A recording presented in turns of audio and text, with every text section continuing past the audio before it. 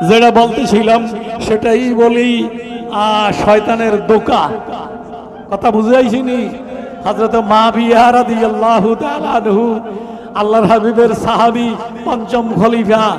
Bag ময়দানে ঘোরানো ধরে যায় না, ব্যাগের দোকা দেওয়া যায় না। ইবলিসে দইরা বইছে টাইট কইরা, তুই কিল্লে আইছো এই রাত্রে, গভীর রাত্রে? কয় হুজুর আমি তো অপরাধ করি নাই, এখন না শয়তান হয়ে গেছি আল্লাহর হুকুম, একটা হুকুম লঙ্ঘন করার কারণে। এর আগে তো আমি ইবলিস হবার আগে আমি ফেরেশতা ছিলাম না, তখন তো আমার স্বভাব ছিল ভালো স্বভাব, ইবাদতের স্বভাব। সেই স্বভাব হিসাবে আপনাকে তাহাজ্জুদের জন্য উঠিয়ে দিছি। দেখছেন এই কথা কি কায়দা কইরা কয়? আমার কথা কয় না, কারণ এই দরবারে কায়দা কইরা কথা না। কথা বলার আগে হুজুর বলে দিছে, হুজুর আমি তুমি কে? কয় আমার পরিচয় দিব, আপনি আগে আমার লগে ওয়াদা করেন, পরিচয় দিলে ছাইরা দিবেন কিনা। এটাই শয়তান। আরে কথা বলে তার কথাই বোঝা যায় সে শয়তান, কারণ সে জানে এমন হাতে ধরা ভরছে, যদি ওয়াদা না করাই তাহলে ছুটন যাইতো না। কথা কি ঠিক নেই? এই জন্য কয় আমি পরিচয় দিব, আগে আপনি বলেন পরিচয় দিলে ছেড়ে দিবেন কিনা। কয় যা হুয়া আমি ওয়াদা করলাম ছেড়ে দিব। পরে কয় হুজুর আমি শয়তান। কতই উড়াইলা কি লেগা? কয় হুজুর এটা আমার আগের স্বভাব, শয়তান হওয়ার আগের স্বভাব, আপনার তাহাজ্জুদের জন্য উড়িয়ে দিছি, খারাপ তো করি নাই। কয় না না, তুমি কোনোদিন তাহাজ্জুদের জন্য উড়াইবা এটা হইতে পারে, এইটার ভিতরেও তোমার একটা চিকন দোকা আছে, সেটা কি সেটা বলো। কয় হুজুর গত রাত্রে আপনি যেদিন তাহাজ্জুদ শুরু করেছেন এই পর্যন্ত আপনার কোনোদিন তাহাজ্জুদ ছুটে নাই। গত রাত্রে আমি শয়তানি আপনাকে আরাম করাইয়াছিলাম যেন তাহাজ্জুদ পড়তে পারেন না। এই একদিন তাহাজ্জুদ ছুটার কারণে সারাদিন যে কান্নাকাটি করছেন, চোখের পানির কত দাম, এবং চিন্তা করে দেখেন সারাদিন যে কান্নাকাটি করছেন, এই কান্নাকাটির কারণে তাহাজ্জুদ পইরা যেই মর্যাদা পাইতেন তার সেই মর্যাদা বেশি পাইয়া গেছে। এটা আমার গায়ে আগুন লেগে গেছে। তা আমি চিন্তা করলাম বেটারে ঘুম পড়িয়ে বললাম আমার সুবিধা লাইয়া, অহন আমার অসুবিধা হয়ে গেছে, উঠাইয়া দেয় তাহাজ্জুদ পড়ুক, এটাই ভালো। কথা কি বুঝে আইছে? বুঝে আইছে, বুঝে আইছে। দেখছেন কি কি চিকন দোকা, কত চিকন দোকা, বুঝাবারও কঠিন। এই জন্য আমি দোয়া করি আল্লাহ তাআলা আমাদের সকলকেই ইবলিসের হাত থেকে বাঁচার তৌফিক দান করুন। এক নম্বর কারণ শয়তানের দোকা, দুই নম্বর কারণ অভ্যাস না থাকা। ইবাদতের আমার কি নাই? এই না দেখে জোরে কোন ইবাদতের আমার কি নাই? যার অভ্যাস আছে, ইবাদতের তিন অবস্থা: আদত,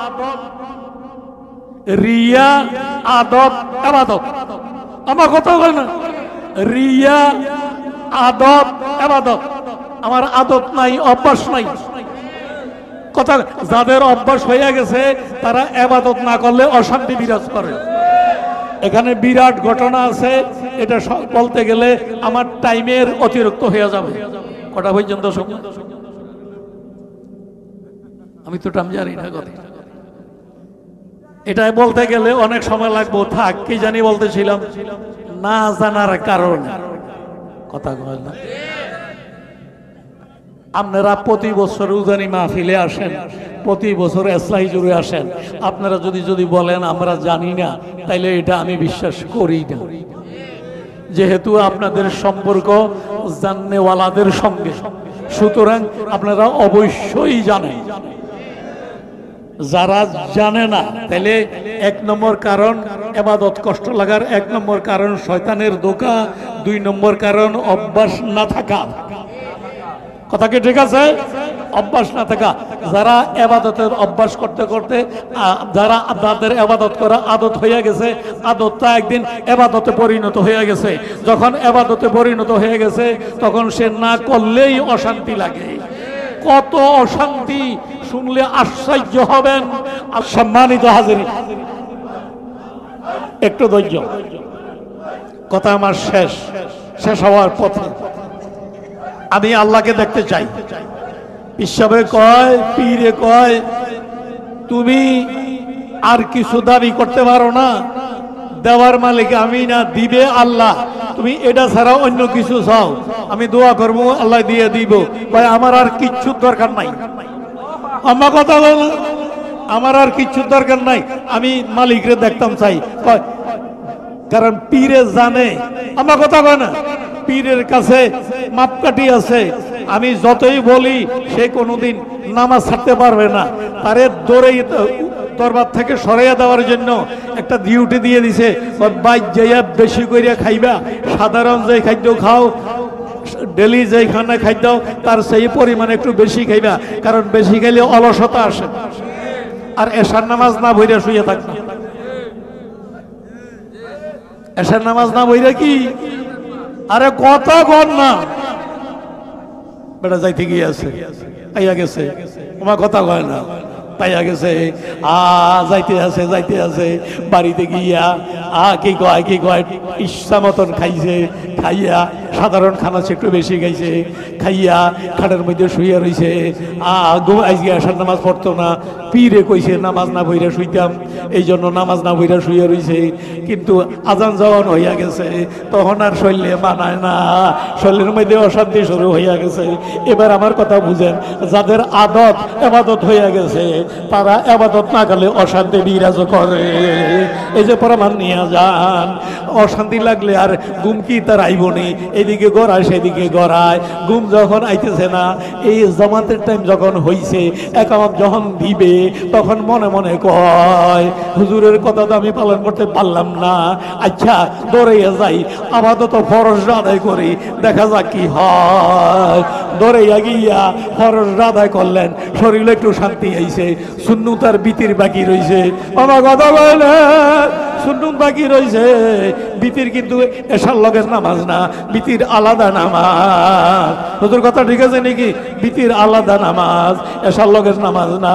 তো যাই হোক, আমরা পড়ি এই জন্য আমরা মনে করি এটা এশার সঙ্গে লাগানো নামাজ। না না না না, সুন্নত 2 রাকাত বাকি রইছে। কথা কি ঠিক আছে? তাহাজ্জুদ আলারা, তাহাজ্জুদ আরে বিতির তাহাজ্জুদ আলারা তাদের টাইম মতো তারা বিতির পড়ে। কথা কি ঠিক আছে? এই বেটায় কি কয় ফরজ ভরে যখন সাজছে, শরীরে যখন একটু শান্তি আইছে, কয়ে সুন্নতটা থাক। হুজুরে কইছে নামাজ না পড়তাম, আচ্ছা অন্তত অর্ধেক থাকতাম, অর্ধেক পড়লাম আর অর্ধেক থাক। এই শরীরে একটু শান্তি আইছে আর কি, আইছে গুইরা বাইতে আইছে, আইয়া শুইছে, শরীরে যখন শান্তি আইছে, ঘুমও আইছে। রাত যখন গভীর হইছে, আল্লাহর হাবিব তার শিয়রে দাঁড়ায়, আল্লাহু আকবার, আল্লাহর হাবিব তার শিরে দাঁড়াইয়া তার নাম লইয়া ডাক দিয়া কয়, ফরজ আদায় করলাম, আমি কি দোষ করলাম, সুন্নত কেন আদায় করলাম? অস্থির হইয়া গেছে, আমার কথা হয় না, বেকুল হইয়া গেছে। রাত্র কেমনে পার করবে, এখন শরীরের মধ্যে জ্বালা যন্ত্রণা শুরু হইয়া গেছে। ফজরের নামাজটা হইরা দৌড়াইছে, দৌড়াচ্ছে, দৌড়িয়া গিয়ে হুজুরের কাছে, হুজুর হুজুর কয় কি হইছে, হুজুর কি হইছে? কয় দেখতে চাইছিলাম আল্লাহকে, কিন্তু উল্টো হইয়া গেছে। কয় কি হইছে? আল্লাহর হাবিবের সাক্ষাৎ হইয়া গেছে। কয় তুমি তো আমার কথা মানো নাই, তুমি তো আমার কথা মানো নাই, যদি মানতা এক ধাক্কায় আসল মূল কথা ধাক্কা দিয়ে জাগাত পৌঁছাইয়া দিছে। এটা আমরা বুঝি না, ধাক্কা দিয়ে জাগাত পৌঁছাইয়া দিছে। আমার কথা ধাক্কা দিয়ে জাগাত পৌঁছাইয়া দিছে, এটা হইলো মূল কথা। আর নিজের ডাকি দেওয়ার জন্য কয় তুমি যদি আমার কথাটা মানতা, তাহলে নবীজি যেরকম তোমাকে ডাক দিয়ে কইছে সুন্নত কেন আদায় করলে না?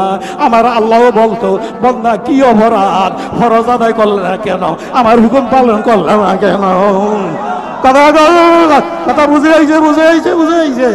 আল্লাহ বুঝার তৌফিক দান করুন। আমি কত ঘটনা বলার উদ্দেশ্য হইল যে যেমন তার কাছে শয়তান তেমন আকৃতিতে আসবে। আর যাদের ইবাদত করার অভ্যাস, তাদের আদত ইবাদত হয়ে গেছে, তারা ইবাদত না করলে অশান্তি বিরাজ করে। প্রমাণ পাইছেননি? এরকম আরো বহুত প্রমাণ আছে, আমি আর সেদিকে যাচ্ছি না, কথাকে আর লম্বা করতেছি না। তাহলে 3 কারণ, 1 কারণ হইল শয়তানের ধোঁকা, 2 কারণ হইল অভ্যাস না থাকা, 3 কারণ হইল সঠিক মাসাইল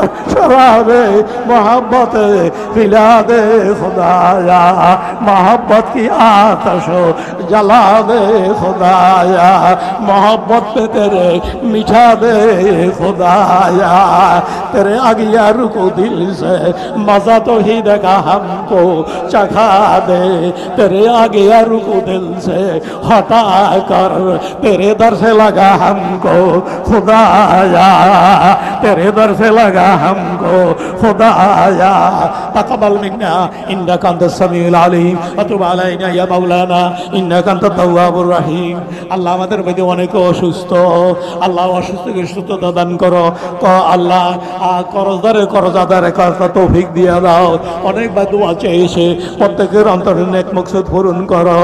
আল্লাহ জানি না কার কতদিন হায়াত আছে, দীর্ঘ হায়াত কামনা করি, নেক হায়াত কামনা করি, সুস্থ হায়াত কামনা করি। আমিন আমিন আমিন আমিন আমিন। দীর্ঘ হায়াত কামনা করি, নেক হায়াত কামনা করি, সুস্থ হায়াত কামনা করি। আল্লাহ আল্লাহ যেই জামিয়ার সামনে আমরা প্রতি বছর মাহফিল করতে পারতেছি, ইসলামীকে জোর করতে পারতেছি, এই জামিয়াকে তুমি কবুল করে লাও। সারা বাংলাদেশের কমি মাদ্রাসাগুলিকে তুমি কবুল করে লাও।